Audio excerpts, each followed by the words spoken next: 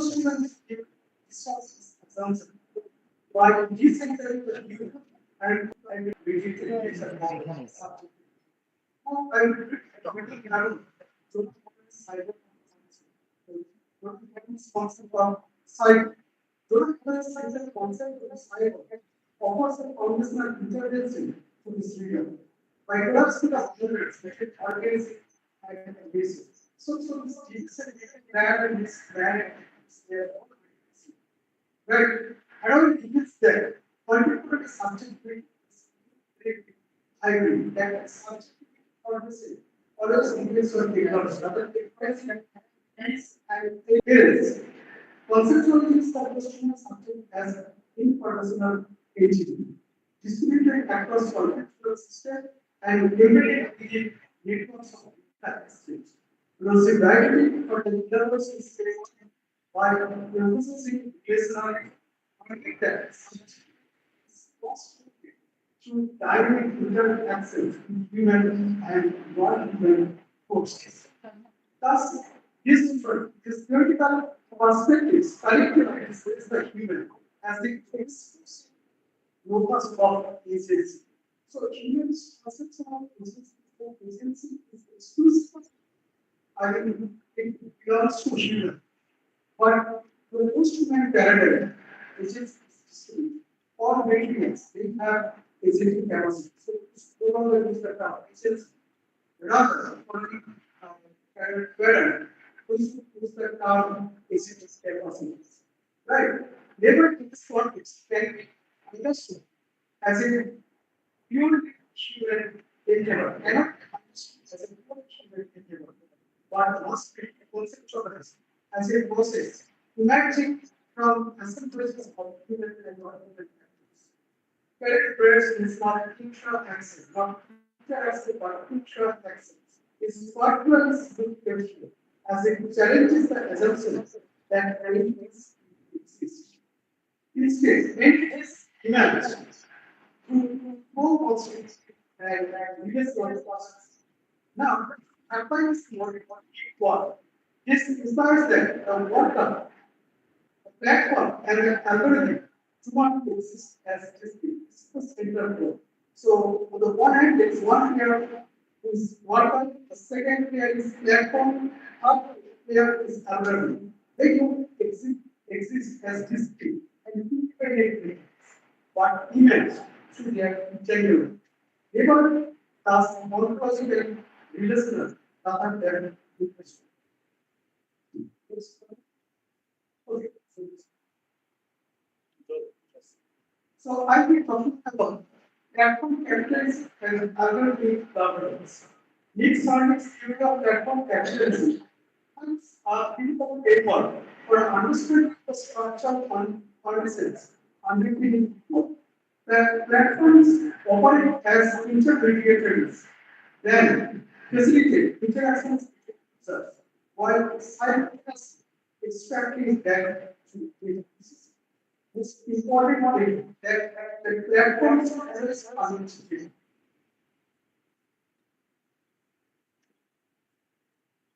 In doing so, they transform labor into a continuous process of data generation and commodification. However, platform capitalism is not merely an economic model. It is also a system of governance. Look, every system has its own governance, its own model of governance. Platform exercise control through algorithmic systems that organize, monitor, and evaluate data. In India, companies such as Swiggy, Zomato, Vodafone, and Google exemplify this model. These platforms rely on algorithmic systems to allocate tasks, determine wages, evaluate performance, enforce disciplinary results. Unlike traditional management structure, where authority is exercised to identify the individuals. So, in platform economy, you don't see your boss. It is open. It is an algorithmic system operating through capacity, automation, and abstraction. Workers are subject to decisions that are often inscrutable, unacknowledgeable, and Roosevelt can start describing this phenomenon as a form of alpha passage, meaning early platforms possess extensive informational and decision power, while workers use largely disabled. So including terms of data access is also presented. This asymmetry fundamentally alters labor relations, transforming into technologically mediated interactions governed by computational logic rather than human judgment. Yes, sir.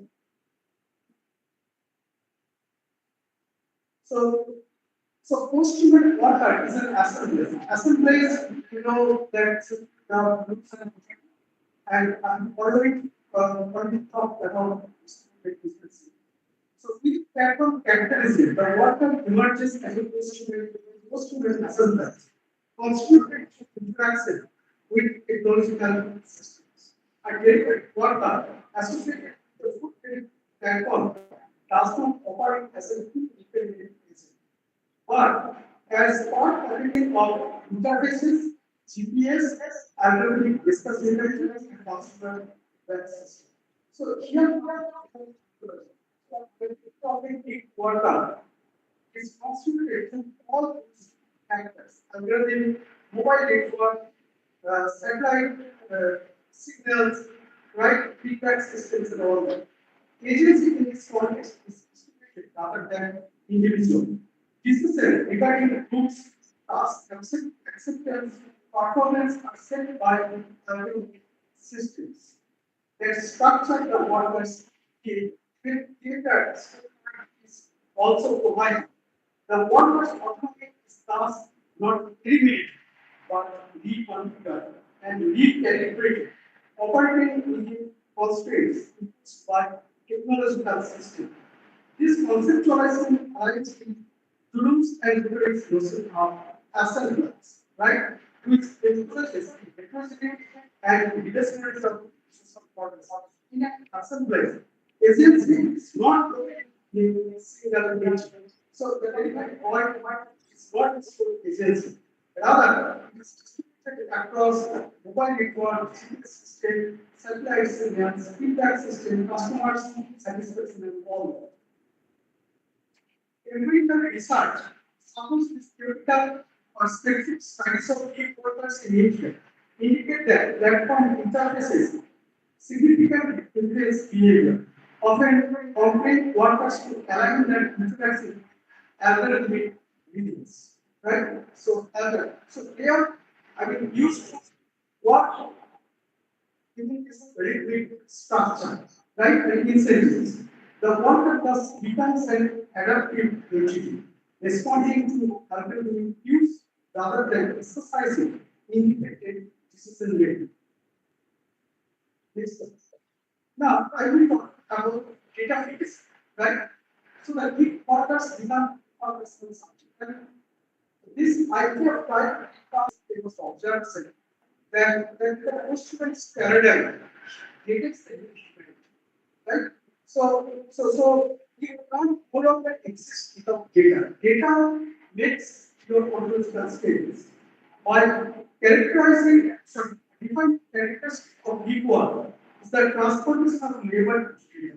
Workers are continuously monitored, evaluated, and react based on metrics such as ratings, completion, rates, response time. So you can see this was taken from this journal Manhattan, right? Manhattan, right? This is a data of a completely open diverse report, right? So here is this point that our students, right? And also our online scale, acceptance state, and a content. Right. So this is data. It's not a third thing. Workers in one picture. This process of being done in information as work as factory subjectivity to the physical department becomes inseparable from information representation. In the deep economy, workers digital profile functions as a proxy for their identity, determining access to opportunities and savings. So your embodied identity is not enough. Your physical identity created by just a driver point also matters. Right? The implicit transformation of power. The one that exists as a physical body part of the brain and as a physical identity represented through brain. And even we all have two profiles. We have this embodied, existence and also the social media profile. Right? So, so this whole contrast reflects human organism and its distributed across digital and informational tools. Moreover, data database new forms of control. By translating data for what are the metrics, platform can standardize, compare, and optimize what are performance. This process not only enhances efficiency but also reinforces relations between platforms and it's so I shall be talking about deep platforms arguments. The deep the culture of deep economy. Right? So deep what is characterized by partnership services. Platform so yes, there is the one this system which is recognized and modified this exercise operates from Gamma. Now in the digital part is every time and it's distributed through through your GPS positioning, your location, live location, and also their data. Right. He wants characterized by harnessing surveillance. Platforms track workers in data. Order something in Zomato can find by some right. So monitoring the location of extent misinformation or concept of display for something was like that or is everywhere. Or as for some other or is everywhere. Other surveys, people start to expect forms of city. Unlike the parent figure, where something is centralized in specific boundary, algorithmic surveillance is distributed, continuous and verified in technological system. It operates through visible oversight, but through invisible automated process. Workers internalize algorithmic expectations, adjusting their behavior to meet performance metrics. This produces a form of self-disciplining subjectivity.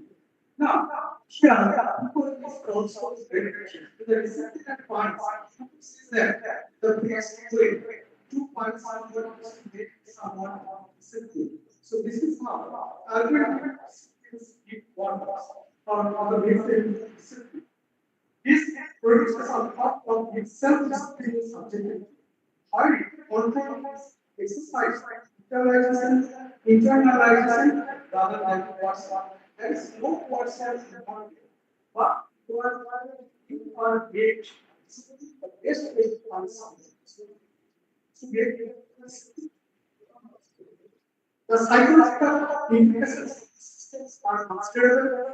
Reports indicate that key workers experience stress, anxiety, and burnout.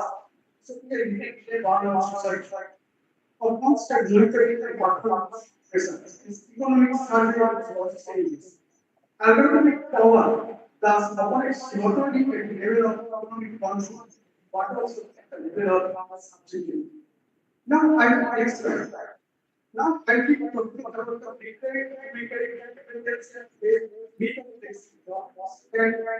deep work is flexible, right? So it is not always the case. Despite the benefits of this, deep work was so the deep workers they are human beings. So they have record figures, right? So workers often lack job security, social protection, and stability. There are incredible highlights that mid workers earn below minimum. You can see that the baskets rate is 6 out of 8. So we 6 out of 8. This one 5 K. Second 4 out of K. Right? In fact, K out 1 out of K. So you can understand and minimum standard of the social security. Moreover, what is the structure on platforms for access to water? G is security that by alternative systems, right? Can result in immediate loss of income without recourse for hospitals. So the purpose, even they don't have the right access, why right? So this condition may be conceptualized as technological dependency, right? Right? What does economic survival is one big change. Up to here, one big that systems. This the process of the thus limits are even on of experience. Characterized by fascinating form resistance. Right? Identified resistance styles under context where therefore increasingly impose structured settings and order report but you have to abide by structured settings and order. You have to complement them. Another is this one. This one. Next slide. Now I will talk about important factor risks of the student. While the heat one is mitigated through digital technologies, it remains fundamentally important. Look, what role is coming out in the past? A person is coming out in the past. Because a person is driving a car, right? Generally, purpose drivers is coming on. And we are saying that there are resistance to violence and recently about China business. Ambulance and exposed themselves to risks such as cardiac accident. I know some of our treatment was road accident violence. This reveals the physical case in the while continuous exercise and abstract other systems, the consequences of labor on both sides of the health. The worldwide is the simultaneously digital subject and embodied right? So this the money must is platform capitalism. Platforms live from efficiency of digital systems. Why? Externalize physical physical yes. So the more one is under that capitalism. Platforms benefit from the existence of digital systems. What externalizing digital rates on board. The post-trade confluence of people must be for both technological innovation and digital ability. So you are know digital ability of the work in physical world. In the world is working on the field. Express last one. So we have to rethink data models. The transparency in the sky ever is a fundamental deconceptualized data models. Traditional data models depend on what is called data classification. Graph agencies are inadequate for capturing complexities of so the whole human skeleton is right? I mean, this intentionally I mean, this natural performance task. But in the case of people, it's quite the many factors. One here, service staff, discussed, as I discussed earlier. It never remains a new ontological reconfiguration characterized by distributed agency, hybrid subjectivity, under governance and independence. Never is human human activity, artificial process, involved in human and non-human. This shift demands a move toward anthropocentric frame of reference for post-human understanding. So, so, by contrast, so the heat economic transformation at the level of heat. So, not only changes the nature of what also co-constitutes to subjectivity, what are existence questions subject embedded in capital system. So, subject is not different from the capital system. Rather, subject it can get in capital system. And we need to move beyond algorithm setting that never human activities. And these are some of the references. And we have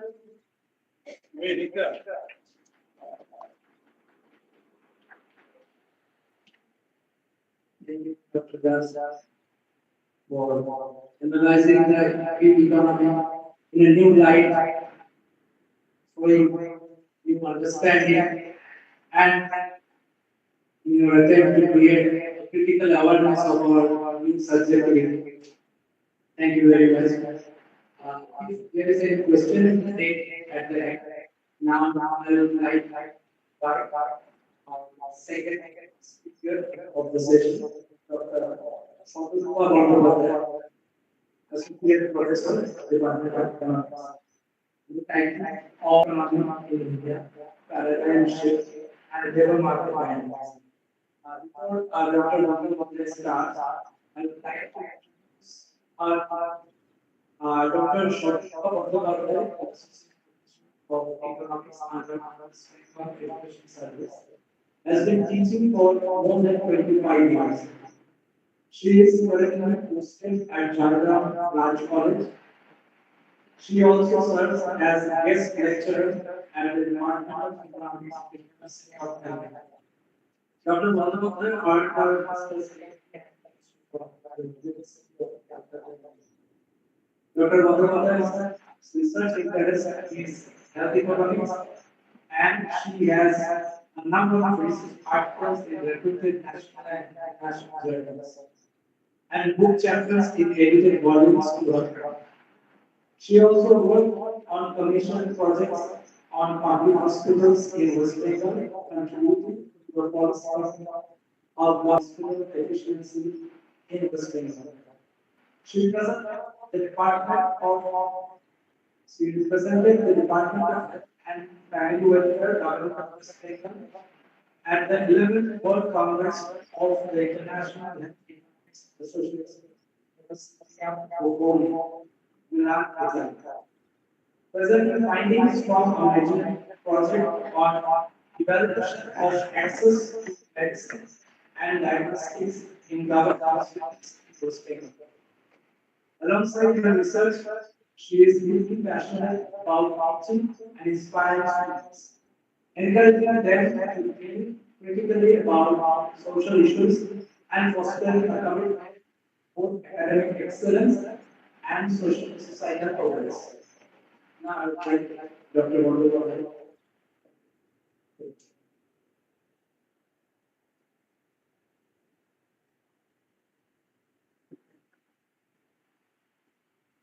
Thank you, Dr. Vandu, for this first.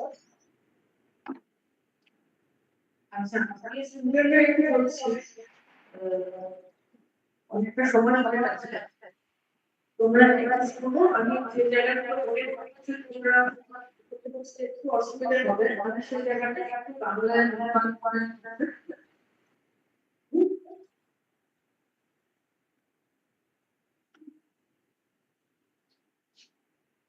So, as you can see, the title of my speech we know that there are all these papers and we will be discussing and learning about the various aspects of this concept.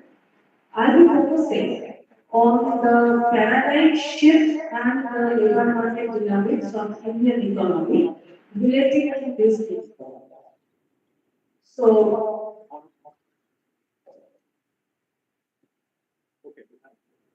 okay. So, before starting about the paradigm shift and what is the labor market dynamics, one should start with the very definition of the topic. What is heat? I'll be referring definitions. One from International Labour Organization and the other is from NITI Aayog. Now, ILO says that ILO says that gig economy is a labour market characterized by, I would request to note the heading words, re-emergence of piece work or task-based work through independent contracting via a more digital platforms, casual and non-permanent engagement. So the key words here are re-emerge later while telling this re-emergence. But as for now, let us concentrate on these two words, task-based work and independent contract. Now, what is a task-based work? Task-based work is you are not an employee. You do one thing and you get paid for that. আমরা আগে যেমন দেখতাম যে daily labour আমি একটা কাজ করলাম সে কয়েক ঘন্টা কাজ করলো I pay it for her and sometimes not even in terms of money in terms of kinds as well. So this is the definition of gig or piece work. Okay, and there is an independent contracting. There is no employee relationship. There is a contract that if you do this particular work, you will be paid this amount. So that is a gig work. Now, in the re-emergent version of this gig economy, what is added to this is it is being done through or on a digital platform. Some kind of it is mediated here. And through this digital platform, this kind of work is being done.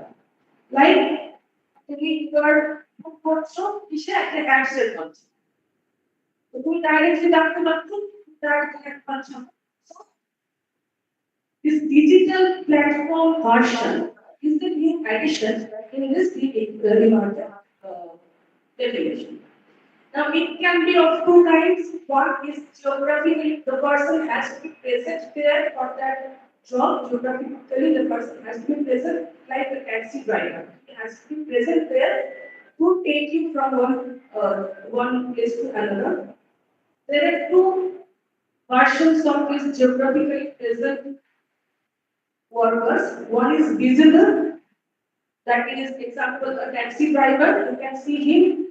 And the other is invisible. There is also a kind of work that is invisible to us. The example is urban company Insta Health Service. Do you know about this thing? Urban company Sano Service. People coming to your home behind the closed door, they are doing some work, they are getting paid, they go back to their office.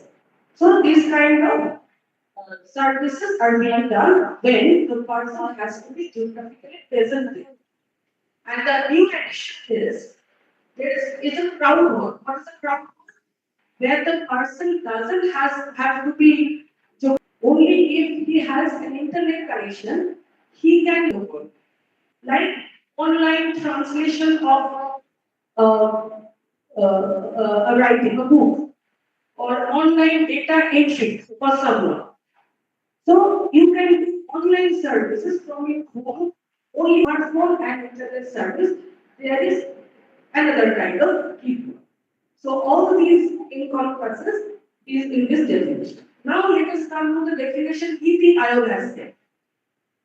negotiating livelihoods outside the traditional employee arrangement. So this is another very important thing in our country, Niti Aayog, and in our labor laws. Gig workers are not even recognized as employees. So no existing labor laws by of you are applicable to them.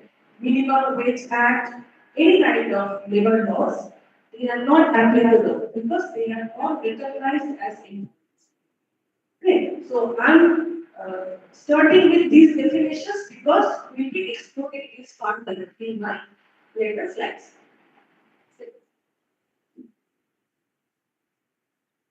Now, what I'll be focusing on the historical evolution of the gig work concept in our country and in the world as well.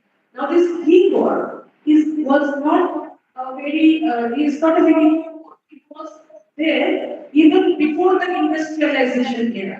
তোমরা industrial শিল্প বিপ্লব জানো নিশ্চয়ই যখন steam engine আবিষ্কার হলো তখন manufacturing before that before industrialization heat work was there. People used to work in this fashion. আমরা এগুলো কি নামে জানি freelancing, daily labor, hourly labor.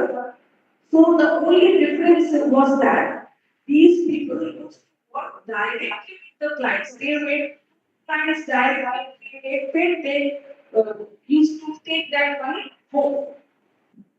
Okay, so this what was there even before the industrialization. Now, post-industrialization, what happened? That exploitation of the industrial labors was also a very important phenomenon after industrialization. People working in the factories and in the manufacturing industries তাদের exploitation এত বেশি ছিল. So the labor union and trade union movement started and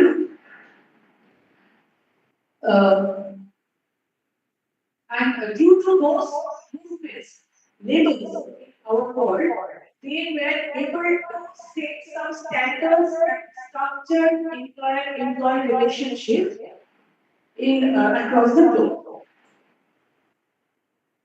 Trade union based laws and working regarding working hour minimum wage were introduced in most of the countries. I'll be referring some important milestones. The Haymarket Act in Chicago, which led to the observance of May Day. How many of you know that first week is the May Day, International Labour Day? First May, International Labour Day. That came from this movement, Haymarket Affair. Okay. Russian Revolution also occurred 1970. An international labor organization was established in 1990. India was not far behind. All India Trade Congress, first All India Trade Congress that occurred in 1920. So in 19th century and early 20th century, labor unions were able to set some standards on the working hour, regarding wages, regarding their work environment, safety, security, and all. Now, we can say Second World War era as the golden age because by then countries they started to enact laws regarding labor safety, labor minimum wage, labor working hour, and all over the world, trade union or labor union, they came into being and they became very powerful. And if I look at it from the perspective of market, labor market means a market where labor is the commodity. Now, labor is being sold and bought, labor service is being sold and bought, and in a market, bargaining power is very important. If you have bargaining power, বাজারে যাই আমরা দর কষাকষি করি না দাম নিয়ে, তাহলে তুমি যদি অনেক ছোট থেকে দর কষাকষি করতে পারে একজন ধরে, so you have the bargaining power. So bargaining power of the labor union became so strong that it was termed as golden age of grand bargaining, and they were able to establish improved working conditions, reasonable hours, better wages, stability, and other forms of social protection to workers. মানে এই সময় আমরা কিরকম দেখতে পাচ্ছি we can find laborers in the employment status were permanent in nature. You cannot lay off anyone as you will, and decent wages, social security, and decent working hour. India also passed a number of laws. I mentioned those laws. If you are interested, you can go through there.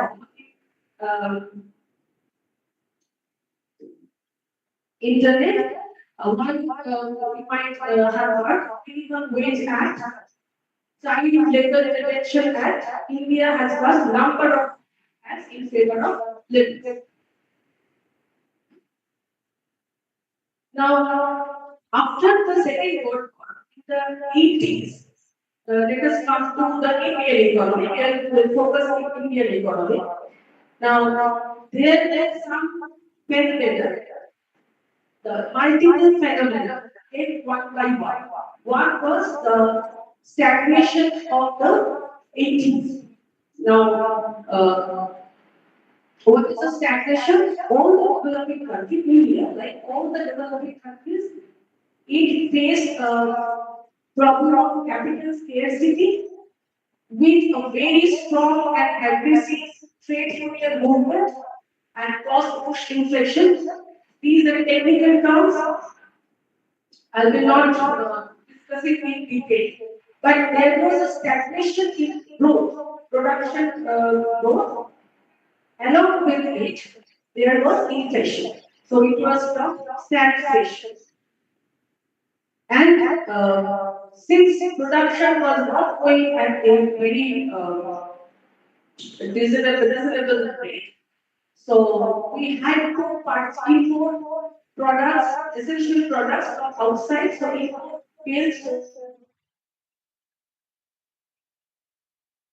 like India, almost all the developing countries, same similar kind of problems occurred, which led to the economic reforms and globalization of 1991. So, equalization was popularly termed as LPG policy. Our Indian government took a policy called LPG. It's not liquid petroleum gas. LPG, not that. LPG is liberalization, privatization, and globalization of the economy. All the government controls were loosened, economy were opened up to the foreign markets, and the government promoted privatization. Before that, Indian government used to follow a socialistic view of governing the country. From 1991, the government of India it shifted its idea of governing an economy to a more market pro. Market ke promote competition kora holo. Socialism we move to somewhat capitalism. So this I have referred to.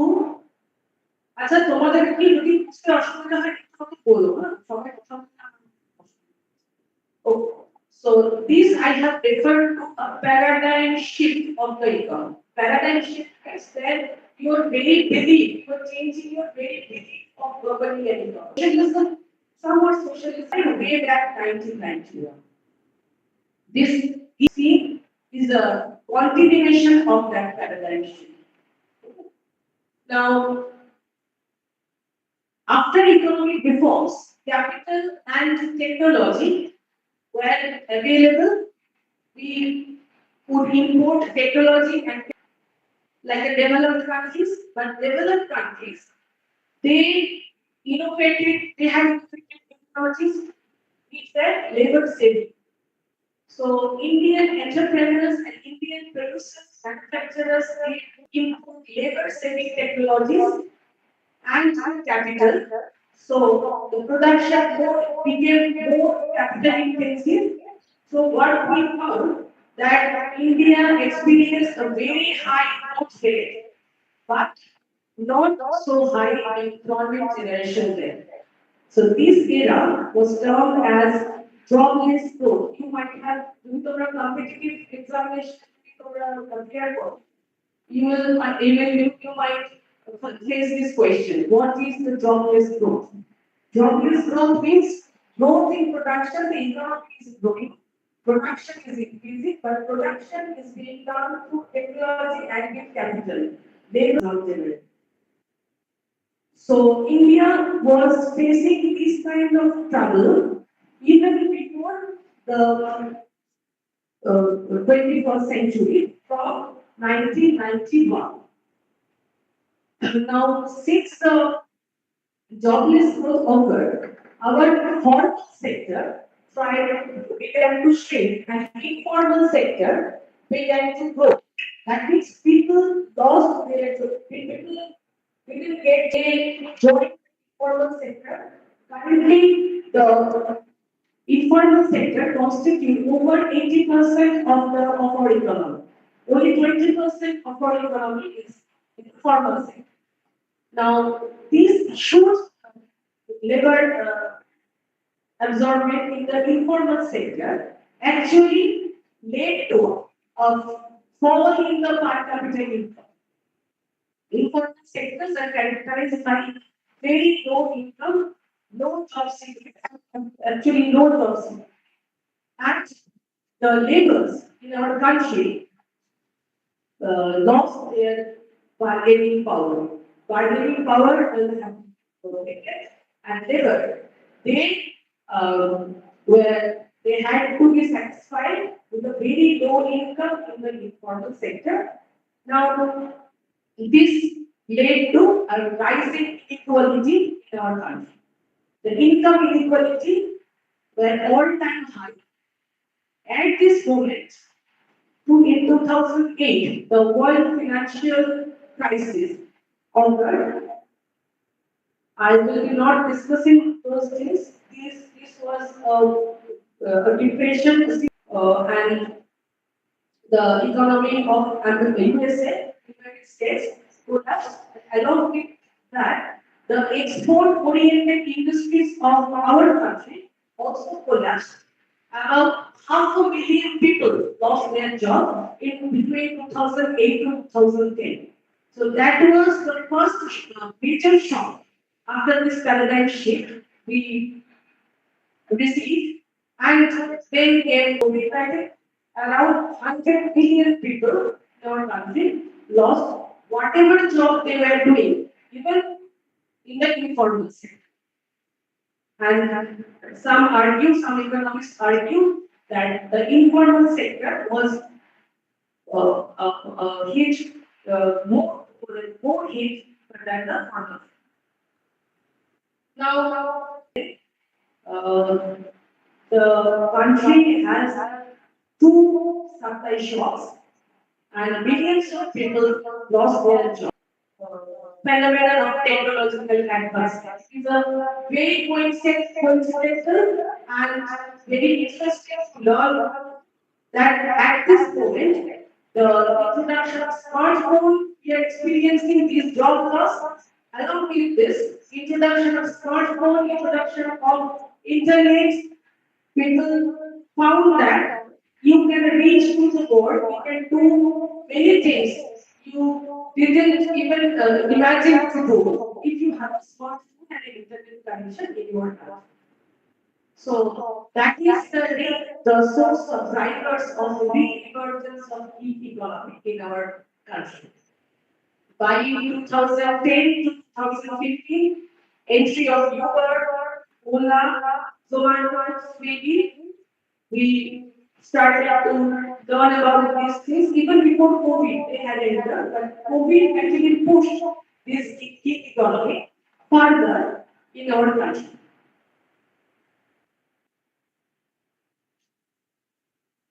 Now, there is some data.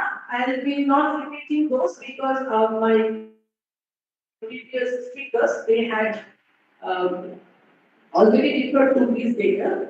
If you search gig economy, first you will receive one report of policy paper of NITI Aayog, that is the former planning commission, which feels that gig economy is growing fast, and they have given some data um, to comply there, to establish their idea that it is a very fast growing thing in economy, and they seem to be very elated about this, that this is a very good thing happening to our country, and they are measuring it.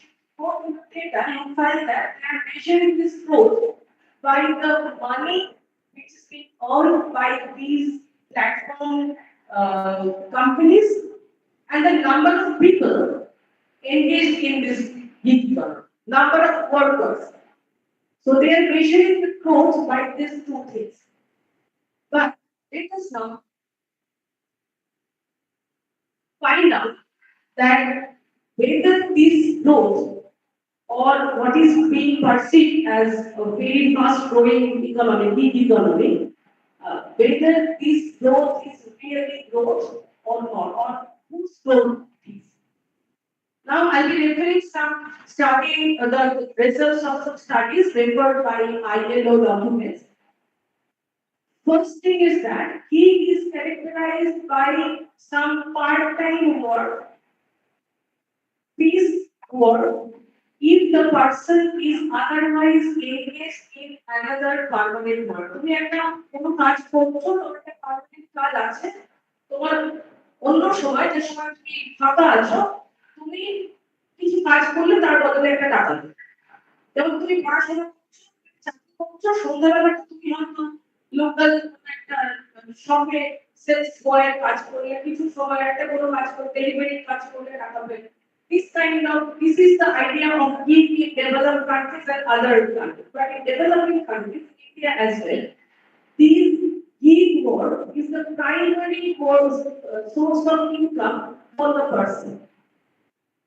আমাদের দেশে যারা gig ইকোনমিতে কাজ করে, তাদের কিন্তু কোনো primary source of income নেই, ওইটাই তার একমাত্র income. So he is engaged in this gig work, is low paid gig work, because he doesn't have any other thing to do, no job opportunity elsewhere. অন্য জায়গায় চাকরি পাচ্ছেন না, তাই তো এই কাজ করে।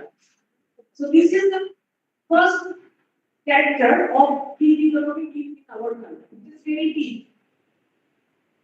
It is not a very good sign. A person is doing odd jobs, piecemeal jobs, and no permanent work. So he is a part of this economy. Second, the concentration of workers are at high skill level. The person is very high skill. ওটা বললাম বাড়িতে বসে কম্পিউটারে সে কিছু কাজ করে, very high skill. Or low skill.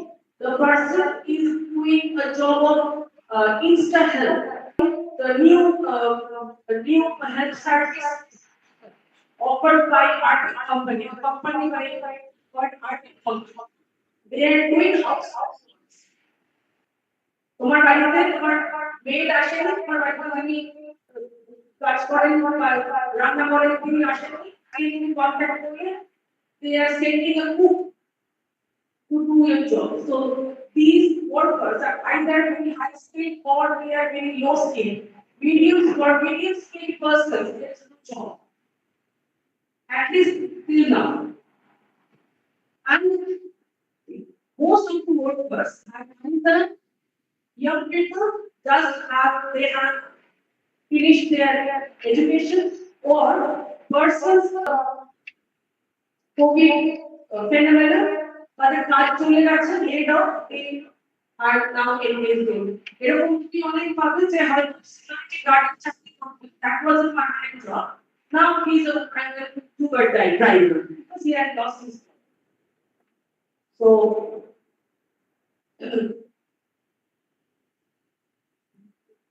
majority of the gig workers, they were found to be the sole great earners of their family. It is not that a student is doing big job. That is the primary job, and that is the person is the sole great earner of the family. So you can imagine what kind of pressure is on that person. And another, I wish that someone work on that. Someone would at least do a case study on that. The market is till now heavily dominated by male workers. Female workers are very low income, very low income. So for women, this economy is still not very convenient income. Okay. Now the benefits are it is flexible. All theoretical benefits. It is very flexible. You can join the work, you can leave the work, but actually it is not flexible because since it is your primary job, even if you can leave your job, you will not. And to earn a decent income from this keyboard, because I just reported the reports of referring to the reports of some survey. They are saying that earn of 26,000 rupees per month. That is a decent income for a family. The person has to work for 50 hours a week. That's a weekly contract ঘন্টা বেশি কাজ করতে হয়. If the person works for 25,000 rupees per month. Secondly, since there is low barrier to entry, anyone can enter the market. The market is oversupplied by the levels. Very low barrier থাকে, that is not very good for the market.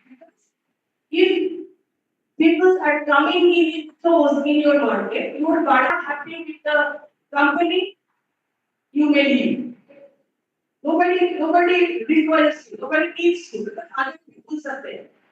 So low barrier to entry actually weakens the bargaining power of the laborers in this economy. If I may use the word labor because they are not even recognized as laborers in our country, in our law. Okay, now income is low. What are the hidden costs? First, hidden cost is some of the companies they claim they demand some entry fee to join the company. You have to give some money to the company as entry fee. Second, whatever capital asset you require. Take the example of Uber. If the person has a car, the person has to have a car. The company does not provide you a car. তোমাকে গাড়িটা নিয়ে যেতে হবে, তারপর তুমি যাবে, তাই না?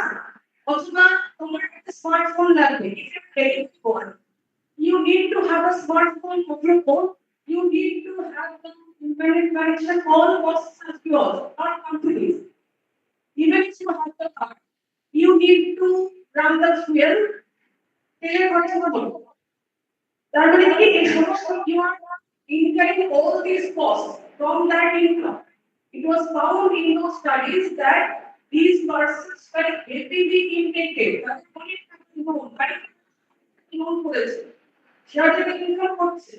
But he is heavily indebted. We don't have a truth to this. Okay.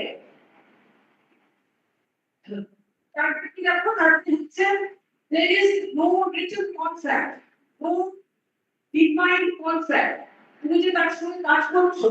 There is no written document that you are working with that person. So whenever you face some problem, there is no way you can fight legally or in any other way. there is no technical or managerial support as well. If you face any trouble working with them, you have to solve it out. If you cannot, you have to leave. So every bonus is all you.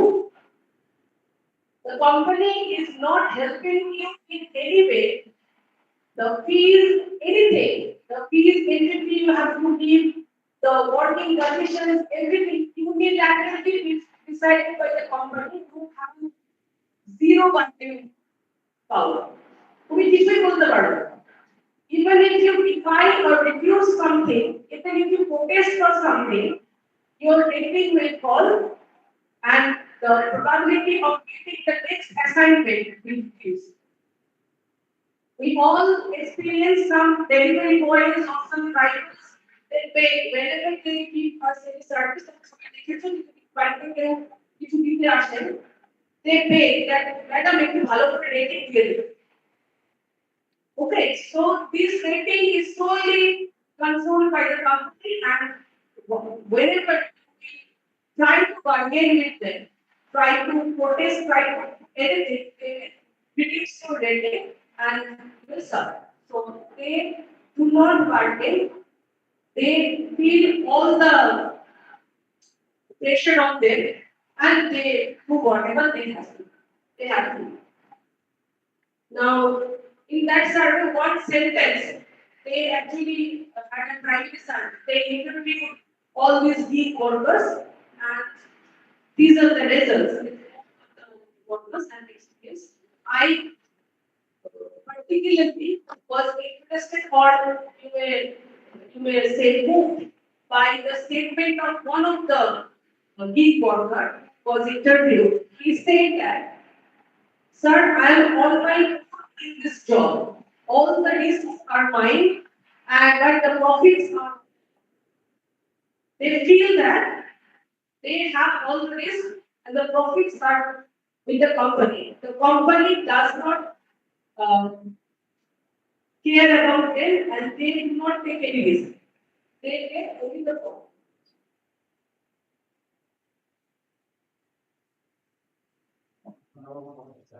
Now, let me show you some graphs. আমি শুধু দুটো ছবি তোমাকে দেখাবো। Just this is one graph which shows that the per capita growth in the per capita income after 1991, you can see that there is an upsurge. But along with that, the share of the national income going to a different strata of our population. Let us come to this table. I will share only one thing, that the bottom 50% population of our country, their average monthly income is even less than 6,000 per month. 50% of our population, they earn less than 6,000 rupees per month. So we can understand that what this gig economy is going to add to this already big phenomenon. Now, since I have very less time to do, I would say only two things. No existing laws in our country, they protect this big economy. Only one law, which is Code of Social Security, which was passed in 2020, they include workers for the first time, and they made them eligible for gratuity after 1 year of service. Only this kind of social security protection is offered by the government or our legal system. I have already said that we gig workers, they are not defined as employees, so minimum wage act, any kind of labor laws, they do not apply to them. Now, The bright side is the gig workers are already they are in the process of the collective bargaining. Some unions are being formed, and our traditional trade unions are behind them, and we can hope that they soon they will find a bargaining power to earn their rights. So I conclude that this gig economy is a dynamics in the labor market where from a socialistic labor market, our country has come to a position where the informal sector is being again formalized. The difference between the informal sector we found at least 10 to 20 years. আমরা কি দেখতাম যে say example